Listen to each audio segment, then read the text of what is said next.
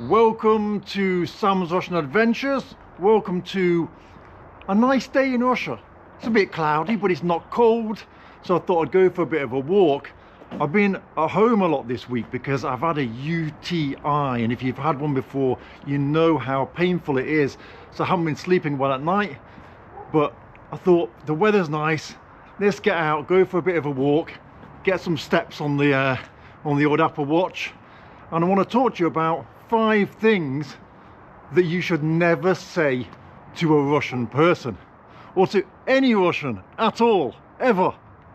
Now, I say these 5 things to Russian people and I get loads of abuse, and so I have the experience to tell you not to talk about these things ever. So in Russia, people dump building materials next to the rubbish because they can't be bothered to dispose of them themselves. And so what I did just there was highlight a problem or something that I don't like about Russia. And Russians do not like you to do this. I live here, right? I've lived here for 21 years. I'm a Russian citizen. Surely I should have the right to point out things that I don't like, but not according to Russians. Russian people do not allow you to criticize anything about their country ever. And it can be frustrating because the reason that you criticize often is because you want something to be better and you wish that something was better, and you're not saying it from a critical point of view. You're saying it from a point of view of someone that would like things to improve, perhaps something to be better. But Russian people will take that immediately as offense, and they'll say something like, "Oh, I bet in your country it's worse than it is in Russia. Oh, look at him complaining about Russia. He should look at the problems in his country instead of complaining about the problems in our country." And so here again we have the same thing. This has come from some sort of building, but they don't want to put it over their fence. They want to put it here on the road, because outside the fence they're not going to see it, but everyone else gets to see it. If the UK, for example, didn't have building waste, they'd find something else bad about the UK to say, well, at least we don't have homeless people in the street. Why are you criticizing our building waste situation? We don't have homeless people. Why don't you talk about the homeless people in your country? And I know this because this is something that I get all the time in my comments. I've heard it from loads and loads of Russian people, so it's quite interesting that they always find something else. So this is something you cannot do. You can never criticize Russia. But if they can't compare it to exactly the same thing that's in your country because you don't have that, or they can't find something else about your country to criticize, then the third thing they'll say is, well, if you don't like Russia, leave. We do not need you here. We need only people that care about Russia. But I think caring about Russia is also about highlighting problems too. But as I said, because you're not from Russia, it's impossible to criticize. Otherwise, one of those 3 answers is definitely imminent. So, point number 2.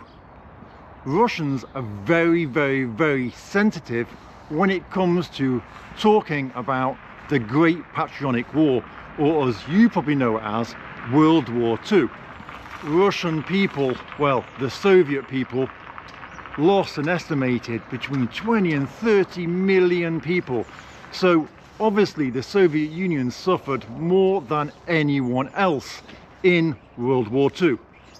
But we're all taught different versions of World War II depending on where we're born and where we go to school.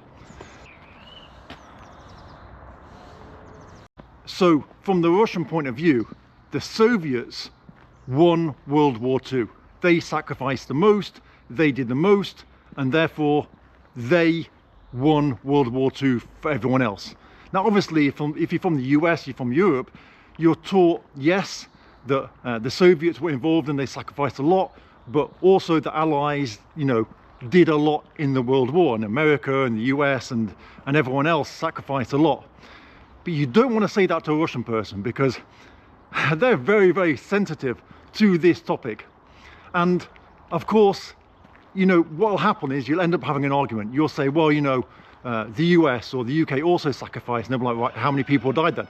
And you'll be like, yeah, no, but they also sacrificed. I'm not saying that the Soviets didn't sacrifice a lot, but, you know, the Allies were also in World War II, you know, and they'll say, right, you know, they'll come out with theories about, you know, the US and the UK really wanted the Soviets to lose and stuff, and then you'll probably answer something stupid like, well, hang on a second, the Soviets signed a contract with Hitler to not attack Germany and to divide Poland. So this is what happens when you start talking about World War II. The best thing to do is just to say, I completely understand the sacrifice that the Soviets made in World War II, and I'm very grateful, and just leave it at that. Got some people here still celebrating New Year. The dogs can hear me coming. We've got a dog here that's happy to see me. Look how interesting these gates are on this fence. Then up here you can see they've got a motorcycle. Wow, that's incredible. It's like a dog on a bike. Ha! So over here, look, we've got this, and it looks like a house, but it's just the garage. The house is behind it. Wow. So I've seen there's a little path, oops, falling over, going around the side of the house. Let's see where it leads us. Well, it'll be somewhere interesting. I love it when I see these little paths and think, where is it going to take me? Where is it going to take me today? It looks like the path is getting dirtier and dirtier. Should I go down there?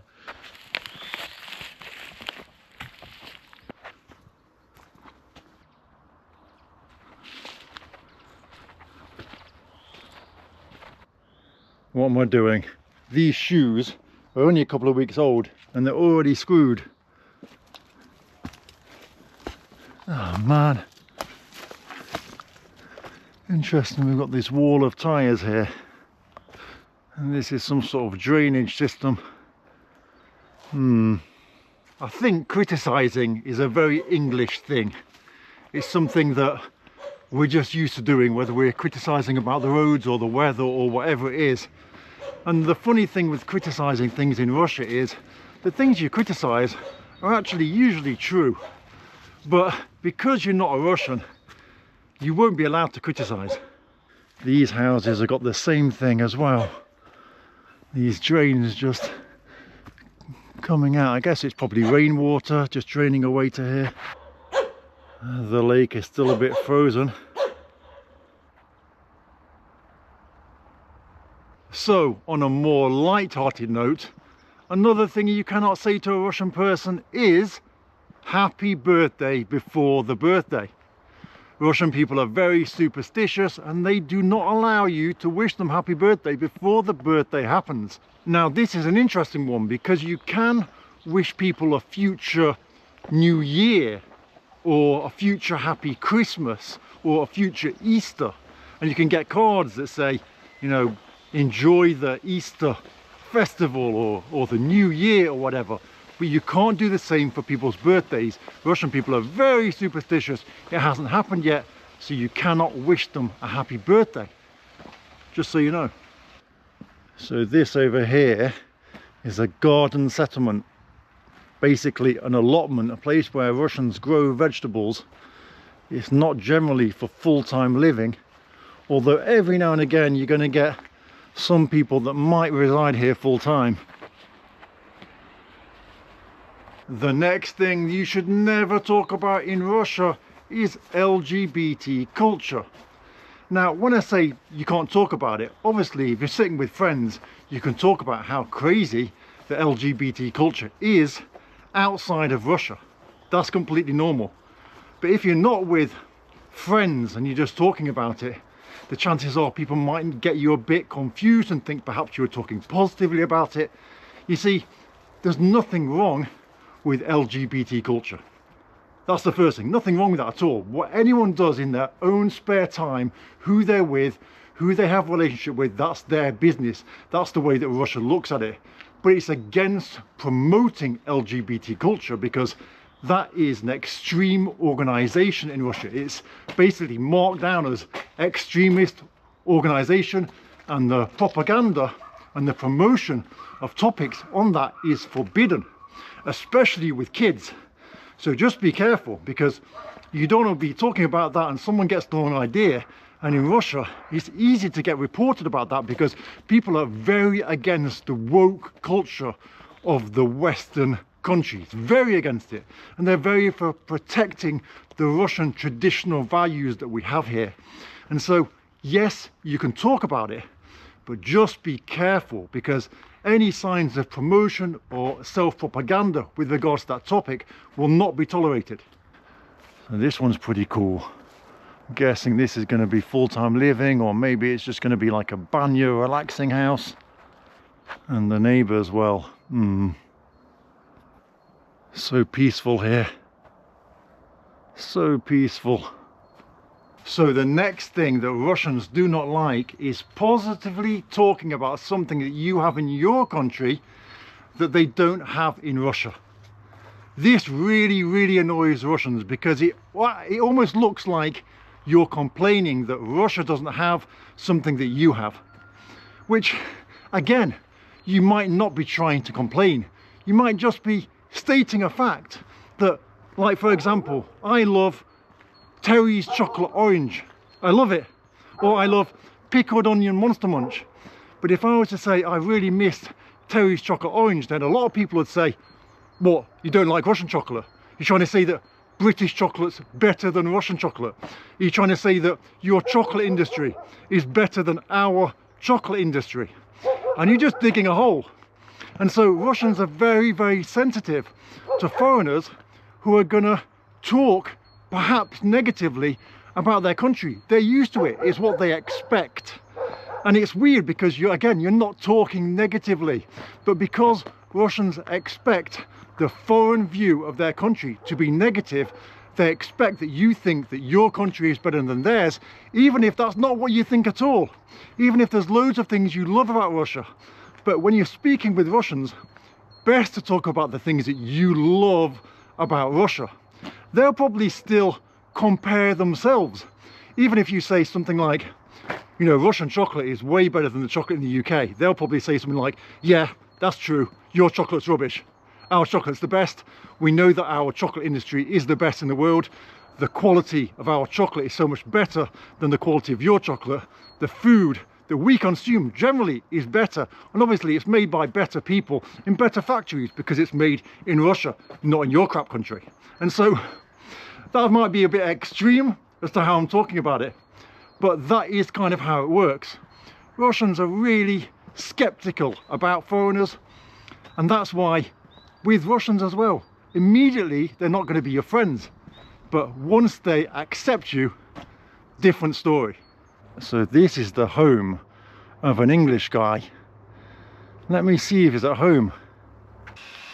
So this is my mate John's house. Look. Hi John, how's it going? Hi Sam. Nice surprise. Come in. Oh, thank you. I'll put the kettle on. Cool. It was good to pop in and see Johnny. It's weird because in the whole town there's like 5 English people, and then you find out that there's another English person that lives on your road. Just really weird. And Johnny's into motorcycles. He's got a Harley Davidson and he's in the motorcycle clubs here, married to a Russian woman. It's incredible, isn't it, how people end up all around the world in different places. So the last thing to not talk about to Russians is about the Soviet Union negatively. We're taught in the West that the Soviet Union was a horrible place, that there was food shortages, that people were treated really badly, that everyone hated it, everyone wanted it to end, everyone wanted to escape the Soviet Union because it was really bad. What you don't get told is all of the amazing good things that happened during the Soviet Union. We get to see it as an evil empire from the outside. That's what we're taught. But in fact, there were so many good things about living in the Soviet Union.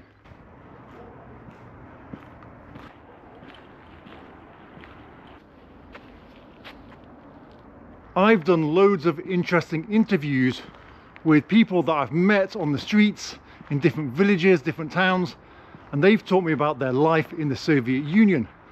They've told me about all the interesting things they did, all the free trips they went on, the places that they studied, all the amazing situations, and I guess things that we're not taught about when we're taught in the West about the Soviet Union. There's lots of towns that were purposely built, and they created almost like this communist, socialist heaven, and we're not taught about that. And so when you speak negatively about, oh, in the Soviet Union people were starving, or there was no products or stuff like that, then people get very offended. It's typical when I start making a video, someone just starts dragging something across the street. There's always some sort of noise going on here, it's a bit crazy. So again, with the building materials, to those born into the Soviet Union, they look upon the Soviet Union with huge pride because it was a superpower, an empire, something that they were really proud to be a part of. And so when I even go around villages and film old Soviet objects that are now kind of in ruin, my Russian friends that were born into the Soviet Union, they get very, very angry. Ksyusha, Ksyush, я знаю, Ksyush, Ksyush. So anyway, they were my 5 things you should never speak to Russians about as a foreigner, and 1 bonus. Hope you enjoyed the video. If you can think of any more, let me know. If you're Russian, let me know if you agree with what I said or not. And I'll see you in the next one.